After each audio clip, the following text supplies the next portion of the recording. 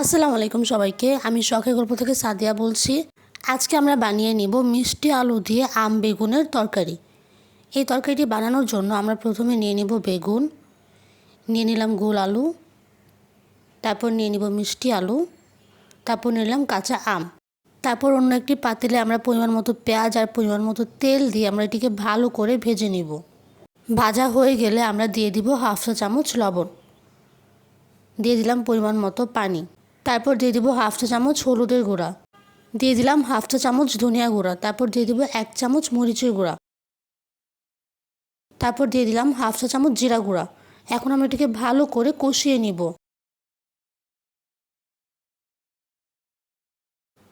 কষানো হয়ে গেলে আমরা কাঁচামরিচ আর চিংড়ি মাছগুলো দিয়ে দিব। তারপর দিয়ে দিলাম গোল আলু, তারপর দিয়ে দিব অল্প পরিমাণের পানি, দিয়ে ভালো করে নাড়াচাড়া করে আমরা 10 মিনিট ঢাকনা দিয়ে ঢেকে রেখে দিব। 10 মিনিট পর ঢাকনাটি উঠিয়ে আমরা এটি ভালো করে নাড়াচাড়া করে নেব। তারপর দিয়ে দিব মিষ্টি আলু, তারপর দিয়ে দিলাম বেগুন। এখন আমরা এটিকে ভালো করে নাড়াচাড়া করে আবারও 10 মিনিটের জন্য ঢাকনা দিয়ে ঢেকে রেখে দিব। 10 মিনিট পর ঢাকনাটি উঠিয়ে আমরা সবশেষে দিয়ে দেব কাঁচা আম আর ধনিয়া পাতা। ধনিয়া পাতাটি দিয়ে দেওয়ার পর আমরা তরকারিটি ভালো করে বলক উঠিয়ে নিব।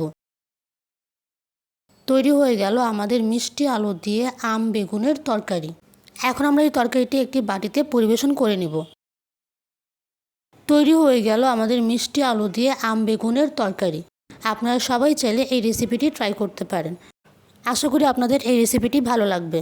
আর ভিডিওটি ভালো লাগলে লাইক শেয়ার সাবস্ক্রাইব করবেন আর আমাদের পাশে থাকবেন। আল্লাহ হাফেজ সবাইকে।